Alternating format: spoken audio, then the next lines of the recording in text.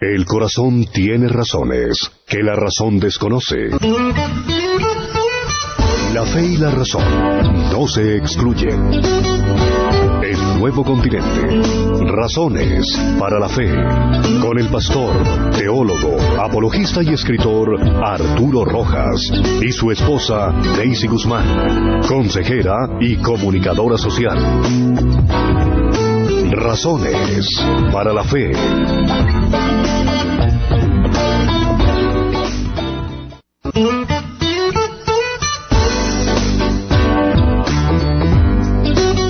Buenas noches, nos encontramos de nuevo en sintonía con nuestro programa Razones para la Fe, con un nuevo tema. ¿Cómo estás? Buenas noches, ¿cómo estás?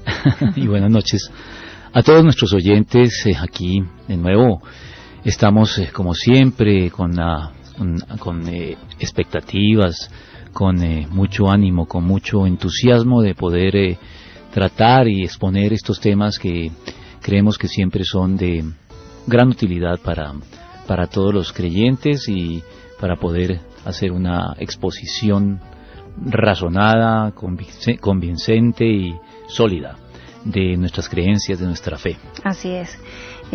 Hoy vamos a tratar un tema muy interesante y es sobre los genocidios en la Biblia. ¿Es Dios cruel y arbitrario? Está interesante el tema. Bueno, hay que informarles a nuestros oyentes lo del que vamos a ampliar 15 minutos nuestro programa a partir del próximo lunes. Sí, qué bueno. O sea que arrancamos 8 de la mañana. Vamos a arrancar a las 8 de la noche, vamos a cambiar la hora de inicio, vamos a ganar un cuarto de hora que creo que va a ser muy útil para cerrar con más calma algunos temas que nos ha tocado a veces cerrar de manera muy rápida, y lo mismo para que nuestros oyentes pues aprovechen y de pronto planteen más preguntas, porque vamos a tener más tiempo para contestarlas y para tratarlas aquí en el programa. Entonces, eso no se nos podía olvidar, y por eso arrancamos dándoles esta que esperamos sea una buena noticia, ¿no? Para todos nuestros oyentes. Sí, yo creo que sí, más de una persona nos ha dicho, el tiempo vuela, nos hubiera gustado conversar más, y pues sí, eso está bien. Y quiero recordarles que también no se había avisado, pero este programa se está repitiendo los sábados a las 6 de la mañana, así que quien no lo puede escuchar en este momento, están colgados en YouTube y en el grupo Razones para la Fe, y el sábado 6 de la mañana lo pueden escuchar. Fíjate, si nos iban pasando dos informaciones importantes. No, yo las iba a decir de todas maneras. Bueno. El pasado lunes... Te chivié. Sí, el pasado lunes tratamos sobre el aborto, una mirada racional a un tema emocional. El anterior a tratamos narcotráfico, drogadicción y legalización. También estuvimos el lunes anterior con bioética, con un invitado especial. Así que los temas han estado muy variados, muy de actualidad, y bastante movido ha estado. Entonces, bueno, bienvenidos a Oscar Archila y a su familia. Como siempre, está muy pendiente el programa, dice en sintonía y atentos. Saludos a todos y gracias a Nuevo Continente. Está Ana María Hernández en sintonía, Oscar y Mónica López desde Edison, New Jersey. Qué bueno que nos estén escuchando, un abrazo. Y Clara Inés Galarza dice en sintonía. Igualmente está Beatriz Lozano, Wilson Parra, Nayibe Yaver, Enrique Guzmán, Nigire de Arévalo, William Solórzano, Marcela Melo, como siempre, Marisela Murcia, qué bueno, Marisela, Manuel Salazar, Georgita Fogneira, ella está desde Miami, Kimberly Rodríguez, Guillermo Patiño, y qué montón de gente, Lady Joana, Nancy Agudelo, Rubí Quiroga. Bueno, gracias, nos motivan, y pues esperemos que puedan estar atentos y pues suplir y llenar las expectativas que ustedes tienen sobre el tema. Entonces vámonos ya al grano con este tema, los genocidios en la Biblia. ¿Es Dios cruel y arbitrario? Bueno, arranquemos con algo básico, y es, ¿qué es exactamente un genocidio? Convivimos todos los días con este tipo de crímenes de lesa humanidad, porque eso es lo que es un genocidio. Un genocidio es un exterminio sistemático de todo un grupo humano por causas raciales, por causas religiosas o por causas políticas. Eso es un genocidio. Lamentablemente, a diario estamos verificando en las noticias genocidios en diferentes partes del mundo y eso Tristemente.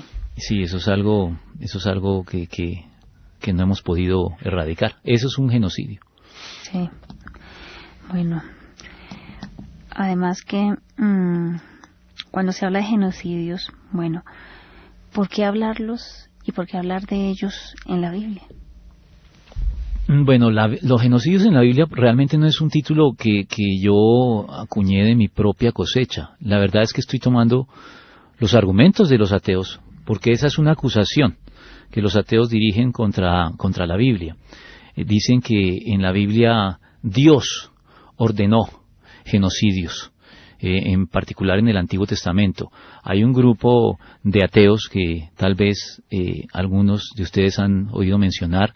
Se les conoce con el nombre con el nombre coloquial de los 4 jinetes del no apocalipsis. Ese fue el nombre que les dieron en una conferencia donde coincidieron los 4.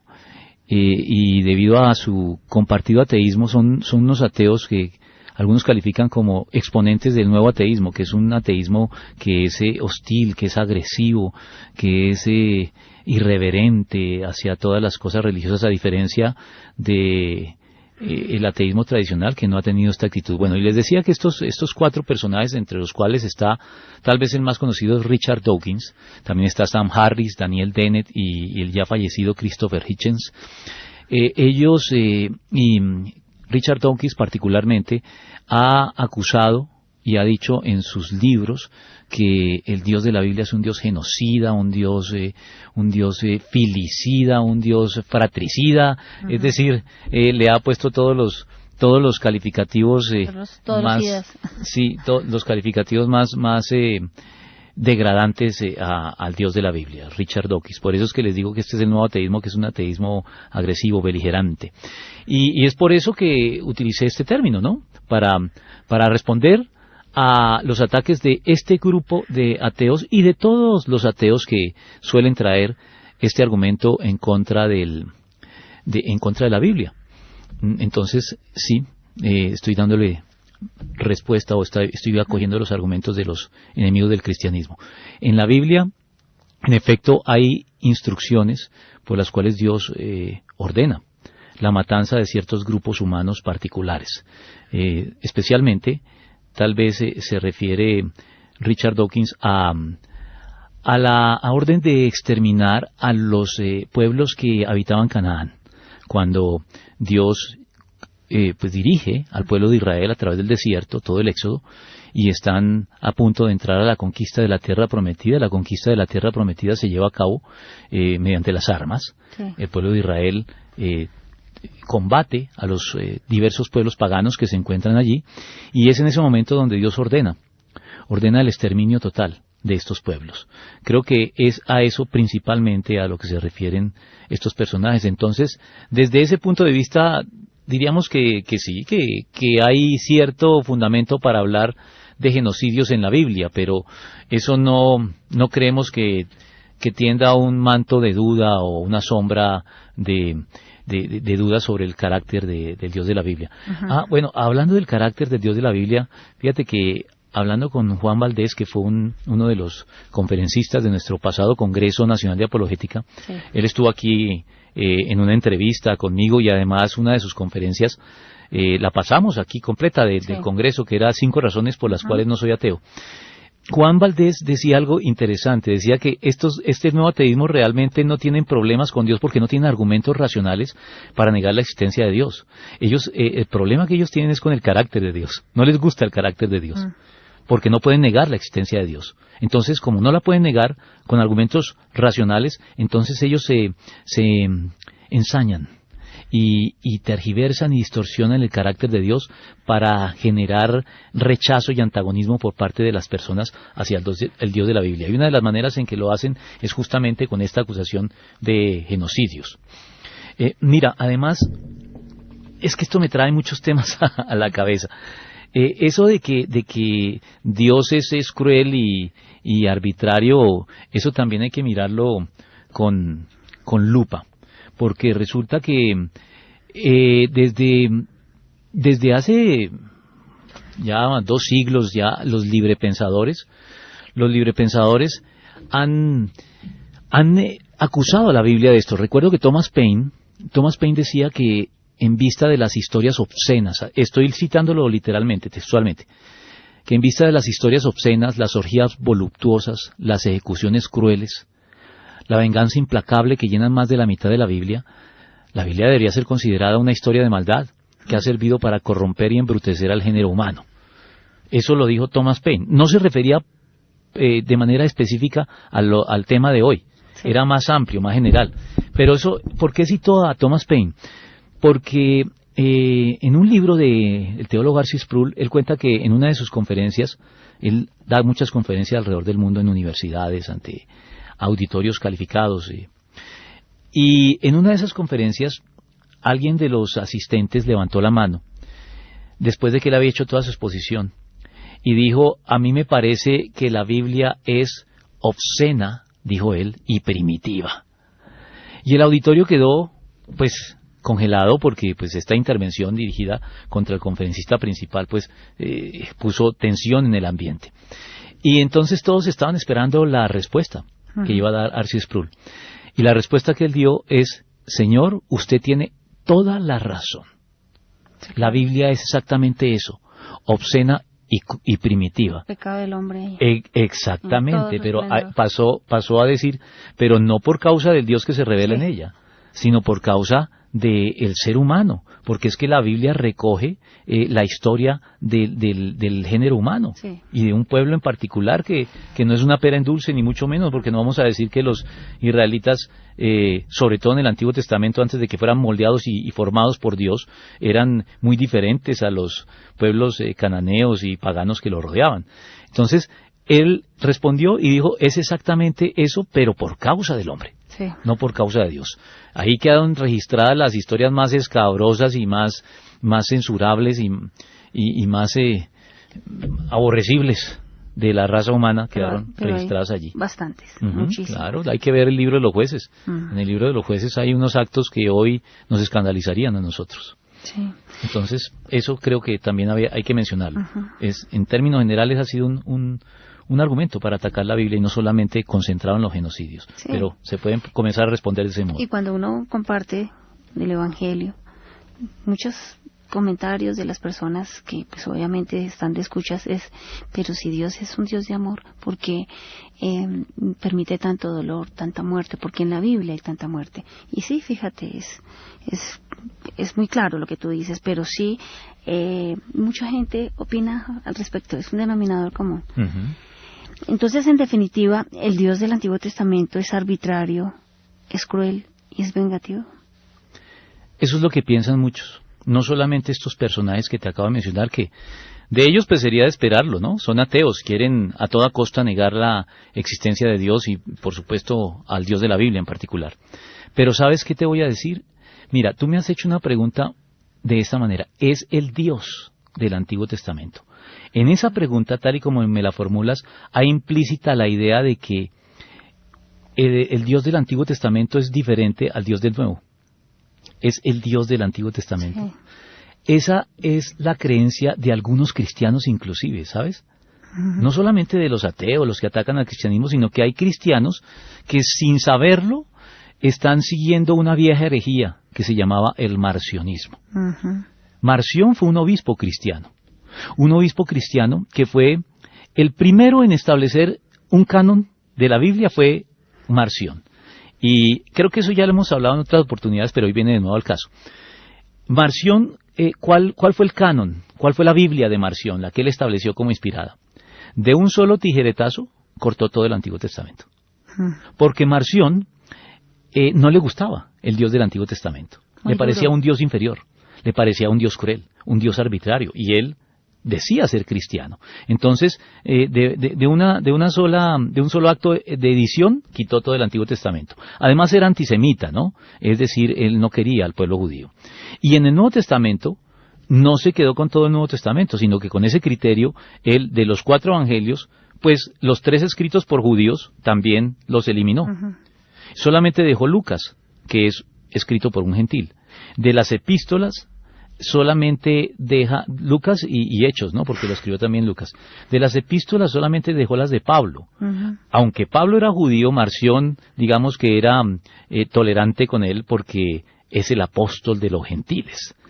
Esa fue la primera Biblia. Como arbitrario, ¿no? Sí, muy arbitrario, y fue condenado como herejía. Y hoy hay muchos cristianos que comparten las motivaciones de Marción sin saber que esa herejía fue condenada. Los que echan tijera en Malaquías. El diezmo es del Antiguo Testamento, no es del Nuevo Testamento. Esa es una... En el siglo XXI escucho... Esa es una derivación, pero... Es una derivación del marcionismo, pero el marcionismo es cuando a ti no te gusta el Antiguo Testamento, no te gusta la manera en que Dios se manifiesta en el Antiguo, sino que prefieres irte siempre al Nuevo porque consideras que el Nuevo nos revela un Dios de amor, un Dios superior al del Antiguo Testamento, cuando la verdad es que el Dios del Antiguo Testamento y el del Nuevo son el mismo Dios. Por eso, cuando tú me preguntaste, ¿es el Dios del Antiguo Testamento? Todo esto vino a mi cabeza. Los cristianos a veces son marcionitas sin proponérselo. Marción creía que Dios, por lo menos en el Antiguo Testamento, era arbitrario, cruel y vengativo. Y no. Voy a responderte a la pregunta que me acabas de hacer porque he divagado y no te la he respondido. Sí, por favor. El Dios del Antiguo Testamento, que es el mismo Dios del Nuevo Testamento, manifestado en Jesucristo, no es un Dios ni arbitrario, ni cruel, ni vengativo. Es fundamentalmente un Dios justo. Se nos olvida la justicia. Ese es el carácter, ese es el calificativo que se le atribuye a Dios, justo. De ningún modo es arbitrario, cruel y vengativo, y cualquier interpretación en ese sentido no ha entendido la justicia de Dios. Siempre queremos ver a un Dios de amor, de misericordia, generosidad, pero se nos olvida de que también es un Dios justo. Además, el amor implica justicia. Sí, claro. Si el amor no es justo, se vuelve en una simple... como te dijera yo, una connivencia y sensiblera y tolerante y hay que dejar pasar todo y hay que dejar hacer todo porque eso es el amor. No, esa es una caricatura. Ese no es el amor. El amor incluye la justicia. Va más allá de la justicia, pero incluye la justicia. Sí. Jaime Iván Torres dice, la principal razón de los genocidios que relata la Biblia es que no fueran una mala influencia o ejemplo para el pueblo de Israel. Ese es uno de los argumentos con los que podemos responder los cristianos. Iván justamente, te hizo este aporte y creo que Iván tiene conocimiento de esto porque Iván, creo que fue Iván, sí fuiste tú Iván el que me regaló un libro que se llamaba Los genocidios en la Biblia de un pastor Dionisio Viller, me parece que fue Iván el que me regaló ese libro y él hizo un trabajo de una monografía creo que sobre este tema cuando estaba estudiando en la unidad educativa en Facter. Así que, necesitamos maestros, Iván. Sí, bueno, en todo caso, sí, este es uno de los argumentos con el que podemos responder. Y Iván lo ha adelantado aquí. Sí. Es parte de la justicia de Dios castigar a estos pueblos licenciosos, pecadores, en un grado extremo. Entonces no está siendo arbitrario, cruel y vengativo Dios en ningún caso. Toda lectura de la Biblia que nos lleve a esa conclusión es una lectura superficial, que está sacando una conclusión sesgada, que no ha tomado en cuenta toda la suma de la palabra de Dios, como lo dice el Salmo 119. La suma de tu palabra es verdad. Amén. ¿Cómo explicar las matanzas de pueblos enteros ejecutadas y ordenadas por el Dios del Antiguo Testamento? Bueno, una de las maneras, como lo acabas de ver, es con el argumento de Iván, ¿no? Son pueblos paganos, son pueblos licenciosos, pecadores en grado superlativo. La prueba está en lo siguiente. Cuando el Señor lleva a su pueblo a Egipto, y Egipto lo esclaviza, en Egipto es esclavizado, bueno, antes de que sea esclavizado, cuando llegan con José, y su padre Jacob y sus hermanos y se establecen allí, pues no son esclavos todavía. Dios, en el Génesis, les da la promesa de que los llevará de nuevo a la tierra prometida, pero les dice que no lo va a hacer de inmediato, que va a pasar un tiempo, 400 años van a pasar, antes de que Él los lleve de nuevo a la tierra prometida. Y la razón que da Dios es que no los lleva todavía porque aún no ha llegado al colmo la maldad del amorreo. Esa es la expresión que utiliza él. Los amorreos eran uno de los pueblos más representativos de todos los pueblos paganos de Canaán. ¿Qué está diciendo Dios? Todavía no es el tiempo de ejecutar juicio sobre los pueblos cananeos, porque aún no ha llegado al colmo su maldad. Pero en 400 años, cuando ellos lleguen al colmo, cuando toquen fondo con todas sus prácticas contrarias a la justicia y a la voluntad de Dios, en ese momento voy a retornarlos a la tierra prometida y ustedes van a ser instrumento en mi mano para ejecutar mi juicio sobre esos pueblos. Es que lo que las personas que hacen este tipo de señalamientos infundados hacia la Biblia no tienen en cuenta es que los pueblos cananeos, entre ellos los amorreos, los fereceos, los jebuseos, otra cantidad de pueblos que había allí, esos pueblos eran pueblos que no eran ninguna pera en dulce. Sí. Eran pueblos terribles, sus prácticas sacrificaban niños de brazos a los dioses, al dios Moloch, tenían prostitución ritual en sus templos, su moralidad dejaba todo que desear. Eran pueblos verdaderamente terribles. Y como lo dice Iván, eran pueblos que si se les permitía vivir y ser vecinos y compartir el mismo territorio con Israel, iban a corromper a Israel, lo iban a llevar a sus mismas prácticas. Y Dios no quería eso. Dios estaba formando un pueblo diferente, un pueblo a través del cual enviar el Mesías. Por eso Dios tiene que tomar estas medidas, que son medidas justas. Sí. Estos pueblos habían llegado al grado más bajo de impiedad, de injusticia, de violencia y de idolatría, y todo lo que lo acompañaba. Y por eso, ese es un argumento que no podemos olvidar. Eso explica en buena medida las matanzas de pueblos enteros que fueron ejecutadas o ordenadas por Dios en el Antiguo Testamento. Dios les estaba dando de nuevo estricta justicia. Eran pueblos que por su pecado merecían la muerte. Sí. Y Dios utiliza como verdugo al pueblo de Israel. Nadie puede juzgarlo y nadie puede señalar a Dios por utilizar como instrumento para hacer justicia a quien Él quiera. Está Manuel Rodríguez, dice buenas noches, un saludo reportando sintonía con su mamá. Eliana Jara está con William Alexander Cubillos, dice temas muy interesantes, pastor, muchas gracias. Marcela Melo, como siempre en sintonía, y está Camilo Pegui, qué bueno, bienvenido desde New Jersey, nos están escuchando. Se van añadiendo siempre sobre la marcha del programa personas. Sí, qué bien. Bueno, pero ¿cómo explicar la ejecución hasta de niños de brazos ordenadas por Dios? Ese es uno de los temas, sí, que tenemos que reconocer que es difícil, porque cualquier cosa que digamos para justificar la matanza de niños suena insensible. Y no es políticamente correcto en este momento en que en nuestro país y en el mundo todos los días salen noticias de agresión. Especialmente por estos días que no ha parado la situación. A los niños. Entonces, esa pregunta es una pregunta difícil de responder porque, como te digo, cualquier cosa que diga puede ser utilizada en mi contra. Pero tengo que decir algo, tengo que tratar de responderlo. ¿Por qué los niños? Se preguntarán algunos. ¿Por qué hasta los niños?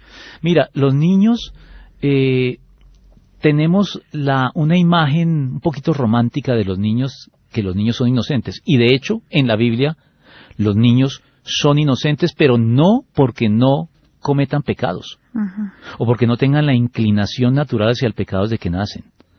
Los niños son culpables rápidamente de pecados. En la medida en que van creciendo y comienzan a tener cierta capacidad de moverse, gateando por la casa, ya van a romper el florero al que la mamá les advirtió que no lo hicieran. Entonces, los niños son inocentes porque no son plenamente conscientes de su pecado, y por eso fue que el Señor dijo, dejen que los niños vengan a mí, porque de ellos es el reino de los cielos. Pero justamente por eso, la ejecución de niños no es un acto cruel de Dios, porque los niños que mueren en su infancia por la razón que sea, por razones naturales, o por violencia de algún tipo, van a la presencia de Dios, de inmediato. Entonces, aunque suene insensible, un niño de un pueblo pagano va a ser salvo. De alguna manera va a ser salvo, y Dios puede estar llevando a cabo un acto de misericordia al ordenar la ejecución de los niños. ¿Por qué? Algunos se escandalizarán por lo que estoy diciendo. Porque esos niños, si se les deja crecer dentro de una cultura corrompida, como la de los cananeos, cuando crezcan ya no tendrán ningún atenuante ni ninguna justificación, sino que serán condenados por toda la eternidad por los pecados de su pueblo. Sí, claro. Ellos son influidos por sus padres y van a llenar la horma de zapatos de sus padres y de pronto la van a llevar más lejos. La van a superar. Entonces, si mueren de niños, se les libra de todo este destino trágico y nefasto al que están expuestos. Entonces yo creo que esas consideraciones hay que tenerlas en cuenta también en la orden de ejecutar incluso a los niños. Los está librando de algún modo Dios, aunque suene insensible, los está librando de algún modo Dios de una condenación eterna. Está generándoles un dolor inmediato, indudable. La muerte y la ejecución de los niños no es algo grato y Dios no lo disfruta. Pero es un descanso eterno. Pero está eliminando la posibilidad de que esos hijos crezcan, reproduzcan el carácter de sus padres y terminen también condenándose ellos y haciendo caer en este tipo de prácticas al pueblo de Israel. Así que esto no creo que explique del todo, y siempre aquí hay un elemento de misterio que no conocemos. Las cosas secretas pertenecen al Señor nuestro Dios, las reveladas son para nosotros y para nuestros hijos, pero creo que sí es suficiente para entender que la ejecución de niños no es algo arbitrario. Tiene un fondo, tiene algunas razones que nos pueden parecer en un momento dado insensibles, pero no carecen de un fundamento coherente con la política y con la estrategia y con lo que Dios está llevando a cabo con su pueblo. Sí.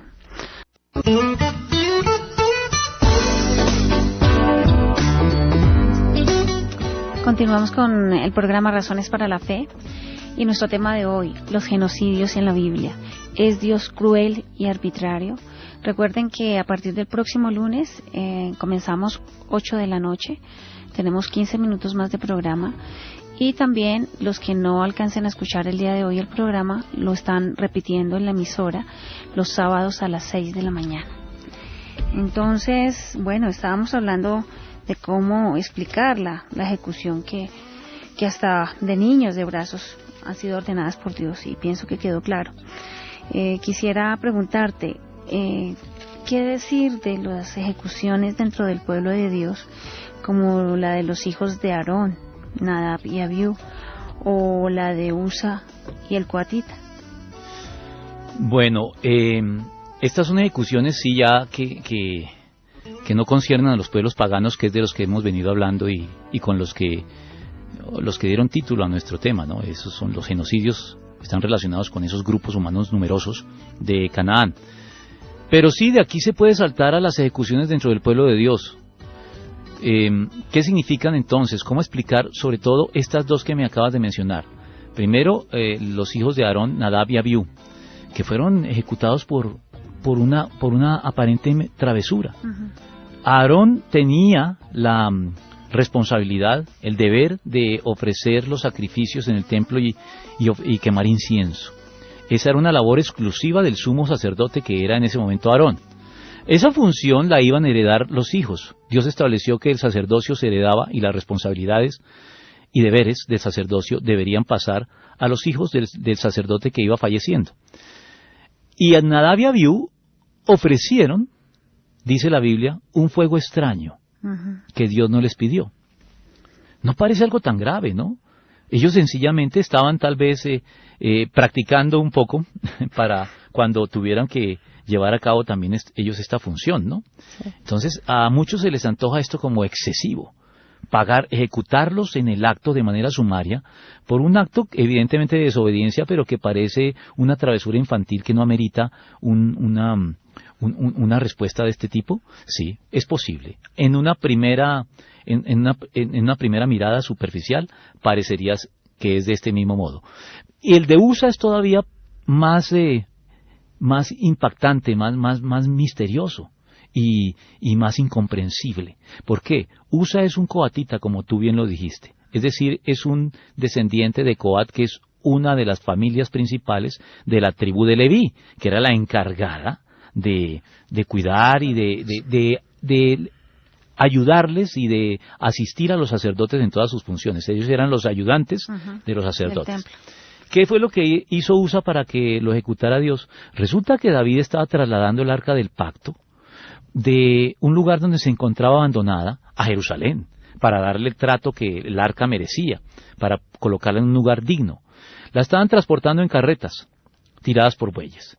Y resulta que el terreno era abrupto, era un poquito escabroso el terreno. Y entonces la carreta comenzó a balancearse, el arca comenzó a desplazarse y amenazó con caer al piso. Usa iba cerca y él entonces extendió la mano. Fue un acto reflejo. Sí, para impedir que el arca cayera al piso. Y la tocó. En el momento en que la toca, Dios lo ejecuta. Uno puede decir, pero esto es completamente cruel, arbitrario y sin sentido. La intención de Usa era la mejor. Él no estaba cometiendo ningún acto malintencionado. Lo que la gente olvida nuevamente es que, así como sucedió con los pueblos de Canaán, los levitas y los coatitas en particular, toda su vida eran adiestrados para el servicio de las cosas sagradas. Y una de las instrucciones que se les repetían desde niños es la siguiente: nunca, nunca, nunca por ninguna causa toques el arca de Dios. El día en que lo hagas, morirás. Usa estaba completamente advertido. El acto reflejo de Usa, cuando tú me hablas de un acto reflejo, debería ser todo lo contrario. Un coatita debería, cuando ve el arca aproximarse a él y que amenace tocarlo, él debe apartarse, no permitir que lo toque. Entonces, creo que estas cosas hay que tenerlas en cuenta. Y mira, finalmente, ¿por qué Dios ejecuta a Nadab, a Abiú y a Usa? Porque pecaron. Ay, pero el pecado es un pecado trivial, no es tan grave, no era para tanto. No era para tanto, el Señor estableció las reglas desde el comienzo. El Señor desde el comienzo, desde el Génesis 2, que crea al ser humano, le dice: el día que de él comieres, ciertamente morirás. Lo repite en Éxodo: el alma que pecare morirá. Lo reitera el Nuevo Testamento: la paga del pecado es muerte. Así que, si alguien peca, por trivial que nos parezca, y Dios decide, por las razones que sean, ejecutarlo, no es injusticia, es justicia estricta, porque la paga del pecado, cualquier pecado, es muerte. Sí. Mauricio Garzón dice: interesante tema, gracias pastor. Teniendo en cuenta los diferentes genocidas a través de la historia, llámese Nerón, Napoleón, Hitler, Hussein, Boko Haram, ¿qué debe hacer el cristiano y la iglesia ante esta situación? Máxime cuando en algunos casos la misma iglesia ha sido acusada de cómplice de nazismo. Sí, es una buena pregunta, Mauricio, porque algunos extrapolan, algunas personas dicen, bueno, si Dios llevó a cabo estas órdenes y estos actos, por las razones que sean, pues entonces eso significa que estos actos pueden estar justificados hoy. Y podemos apelar a esos precedentes para justificar esos actos en la actualidad. Bueno, yo creo que las motivaciones de los presuntos genocidios en la Biblia ordenadas por Dios y las de todos estos tiranos que acaba de mencionar estos grupos, Mauricio, es totalmente diferente, y eso ya los pone en lugares muy distantes entre sí. Pero podríamos añadir algo más. Estos actos fueron ordenados directamente por Dios para una época específica y quedan restringidos a esa época. Después de esa época no hay ninguna justificación, y menos a partir del Nuevo Testamento. Dios estaba en un periodo formando un pueblo, formando a su pueblo. Esos actos se justifican como parte de la estrategia divina para formar a un pueblo diferente a los demás. Una vez que se cumple ese cometido, que es formar al pueblo de Israel, y que a través de ese pueblo llegue el Mesías, todos estos actos quedan por completo, prescriben pues. No se puede argumentar ese precedente histórico para justificar nuevos actos de este estilo hoy. Así que creo que eso también hay que tenerlo en cuenta. Las guerras santas son un anacronismo, eso está mandado a recoger. Ya no hay ninguna religión, ni el cristianismo, ni ninguna religión que pueda justificar una guerra diciendo que es una guerra santa. Sí. Bueno, está Guillermo Bramas, que fue quien en el programa pasado nos condujo a este tema. Dice: gracias por tocar el tema, muy interesante y muy difícil. Desde esa misma perspectiva, ¿es justificable que los judíos aún hoy en día quieran tomar posesión de Israel por las armas? Creo que quedó respondido con lo que le dije a Mauricio. No, hoy no hay justificación. Podrán encontrar otras justificaciones, yo no digo que no pueda haber otras justificaciones, pero no se puede apelar a las ejecuciones ordenadas por Dios. A eso ya no se puede apelar. Hay otras justificaciones que elaboraron los primeros teólogos cristianos, entre ellos Agustín, pero eso no apela a estos casos. Agustín hizo una elaboración que se conoce como la doctrina de la guerra justa, que es diferente a la guerra santa.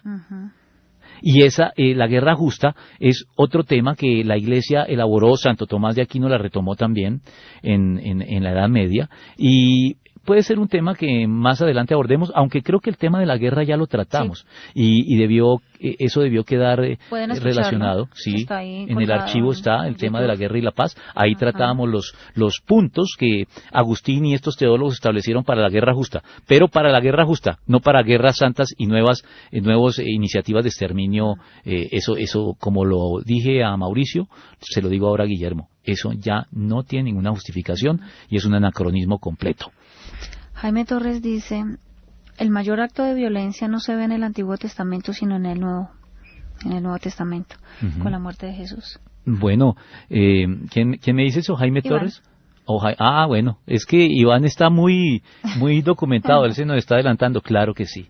Eso es cierto. Mira, actos como los de Nadab y Abiú, o los de Uza el Cuatita, no son exclusivos del Antiguo Testamento.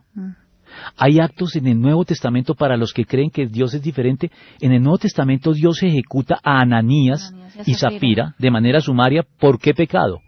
Mintieron. Sí. Por mentir. Sí. Le mintieron a Dios y Dios los ejecuta por la mentira.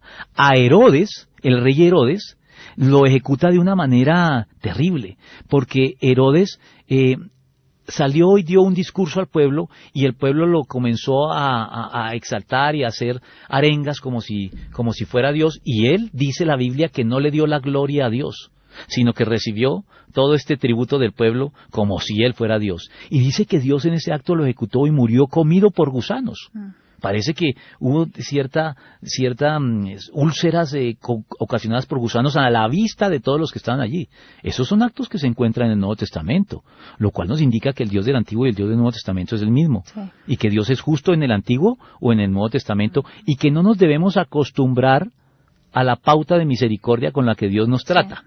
Porque de vez en cuando Él nos quiere recordar que más que misericordioso, Él es ante todo justo. Y considera oportuno recordárnoslo. Sí. Y en el Nuevo Testamento está el acto más violento y más cruel de todos, como lo dice Iván. Es la muerte del Señor en la cruz del Calvario. No hay nada más cruel que eso, y más injusto para la persona, que en este caso el Señor Jesucristo, que lo padece. Sí, definitivamente. Si la justicia de Dios exige la muerte del pecador, ¿qué pasa cuando Dios no ejecuta a los pecadores y no se hace aparentemente justicia? Ese es un contraargumento que cuando exponemos todo lo que venimos exponiendo en el programa, los contradictores entonces nos dicen, pero entonces si Dios no ejecuta a todos los pecadores como ustedes lo dicen, sino que deja que muchos vivan, significa entonces que Dios no es justo, porque la justicia de Dios exige la muerte del pecador, y no todos los pecadores mueren en el acto, entonces Dios no es justo. No, eso es un error. La verdad es que Dios tiene dos formas de tratar con la humanidad, con justicia o con misericordia. La misericordia no es injusticia. ¿Cómo Dios puede ofrecer misericordia sin ser injusto, sin dejar de satisfacer las demandas de su justicia? La cruz del Calvario, de nuevo. De nuevo volvemos a ella. ¿Por qué Dios puede ofrecer misericordia a quien Él quiera? Porque la misericordia no es algo a lo que Dios está obligado. Es algo de su iniciativa, de su voluntad. Por eso dice en Romanos, tendré misericordia del que yo quiera tenerla, y me compadeceré el que me compadezca. A los demás les doy justicia, pero no soy nunca injusto. Entonces, Dios, por ejemplo, en el Antiguo Testamento, cuando uno lee las razones por las cuales Dios escogió al pueblo de Israel, uno encuentra que el Señor dice, no te escogió por ser mejor que los otros pueblos. Lo dice textualmente Dios en el Deuteronomio. No te escogió por ser mejor, sino porque se encariñó contigo y porque quiso hacer justicia a tus padres Abraham, Isaac y Jacob. Pero no porque tú seas un pueblo que tenga un estándar moral o seas más consagrado a Dios que los paganos. Entonces, ¿qué es lo que está diciendo Dios? A ti te voy a dar misericordia porque así quiero hacerlo. A los demás pueblos, a los pueblos paganos de Canaán, les voy a dar justicia. Pero no hay injusticia en ninguno de los dos actos. Igualmente en el Nuevo Testamento, todos los creyentes que llegamos a la fe, estamos siendo beneficiarios de la misericordia de Dios en Cristo, de la gracia de Dios. Los que finalmente no se conviertan serán condenados. Y serán condenados porque en justicia eso es lo que merecen. Nosotros también en justicia mereceríamos ser condenados, pero Dios decidió otorgarnos misericordia. Sí. Dios decidió predestinarnos. Dios decidió apartarnos para que fuéramos salvos. Entonces en la misericordia no hay injusticia. ¿Por qué? Porque la justicia que Dios demandaba se cumple en la cruz. En la cruz, mis pecados, yo que merecía la muerte, mis pecados quedaron saldados en la cruz. Allí Cristo pagó por mí. Entonces la justicia de Dios quedó satisfecha. Como Dios satisface plenamente la justicia de Dios, es en el Nuevo Testamento donde, en efecto, Dios puede manifestar su misericordia de manera más abierta, porque se ha hecho justicia. Sí. Pero no hay injusticia en ningún caso. Sí.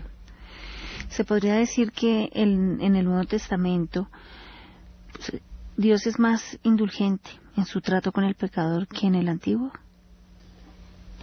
¿O no precisamente? Yo no lo creo. Por lo que acabo de decir, no lo creo. Lo que pasa es que, como el Nuevo Testamento comienza con el acto en el que se consuma la justicia de Dios, claro, cuando ya Dios ve que su justicia está satisfecha, el énfasis puede hacerse más en la misericordia que en la justicia. Creo que sí podríamos decir que en el Antiguo Testamento hay un mayor énfasis en la justicia que en la misericordia. Y en el Nuevo Testamento hay un mayor énfasis en la misericordia que en la justicia. Pero ambas cosas, justicia y misericordia, están presentes en ambos testamentos. Así la proporción pueda variar, Dios es siempre justo y misericordioso. Ambas cosas al tiempo, pero nunca es injusto. Es que Dios estaba en un dilema. Bueno, si pudiéramos poner en algún dilema a Dios, desde la óptica humana, digamos que nosotros hubiéramos estado en un terrible dilema si estuviéramos en la posición de Dios, porque Dios no quería la muerte de sus criaturas, no quería la muerte de los seres humanos, pero su justicia exigía la muerte de toda la humanidad. Al mismo tiempo, Él quería ser misericordioso, pero no podía hacerlo abiertamente sin que la gente pudiera decir, entonces tú no eres justo. Es en la cruz donde se da este maravilloso encuentro. Mira, lo describe poéticamente el Salmo 85 cuando dice, esto sucede en la cruz. El amor y la verdad se encontrarán, dice el Salmo 85, versículo 10. De la tierra brotará la verdad y desde el cielo se asomará la justicia. El Señor mismo nos dará bienestar y nuestra tierra rendirá su fruto. La justicia será su heraldo y le preparará el camino. Entonces mira lo que sucede en la cruz. El amor y la verdad se encuentran, se besan la paz y la justicia. En la cruz, gracias a la cruz, es que Dios puede ser justo y misericordioso al tiempo, sin que nadie lo pueda tachar de injusto. Yo creo que lo que los cristianos deberíamos recordar es que cada mañana que nos levantamos deberíamos hacer una oración de gratitud como la que hacía Jeremías. Jeremías en las Lamentaciones escribió, por la misericordia del Señor no hemos sido consumidos. Nuevas son cada mañana. Grande es su fidelidad. Si Dios ejecutara justicia con nosotros, todos los días serían nuestro último día. Debería ser el día en que Dios nos ejecuta, pero no lo hace, porque decidió ofrecernos justicia en virtud del precio que Cristo paga para satisfacer las demandas que su justicia tenía. Sí, qué bello. Bueno, Guillermo Ramas, no sé, Guillermo, creo que estás dirigiéndote a otro tema, pero voy a leer tu pregunta. ¿Qué posiciones hay en el cristianismo frente a la pena de muerte? Guillermo, me leíste la mente. Cuando estaba preparando este tema sabía que iba a surgir de la pena de muerte, pero amerita que le demos un tratamiento de un programa completo. Así que, Guillermo, pienso que ese va a ser el tema, tal vez, del próximo programa. Gracias a la intervención de nuestros oyentes, estamos teniendo temas de dónde tratar. Bueno. Así que, Guillermo, conectado el próximo lunes porque vamos a tratar las posturas, la postura del cristianismo o las diversas posturas desde la óptica cristiana ante la pena de muerte. Bueno, Dios los bendiga y recuerden, pueden escuchar estos programas en YouTube, en Razones para la Fe, en Facebook y los sábados 6 de la mañana. El próximo lunes estamos acá en nuestra cita, 8 de la noche, ya no es 8:15, 8 de la noche, así que tendremos 15 minutos más de programa para que puedan estar interviniendo y poder alargar un poco más el tema. Un abrazo. Hacerlo más dinámico y participativo. Dios los bendiga. Bueno, un abrazo a todos. El corazón tiene razones que la razón desconoce. La fe y la razón no se excluyen. El nuevo continente. Razones para la fe. Con el pastor, teólogo, apologista y escritor Arturo Rojas y su esposa Daisy Guzmán, consejera y comunicadora social. Razones para la fe.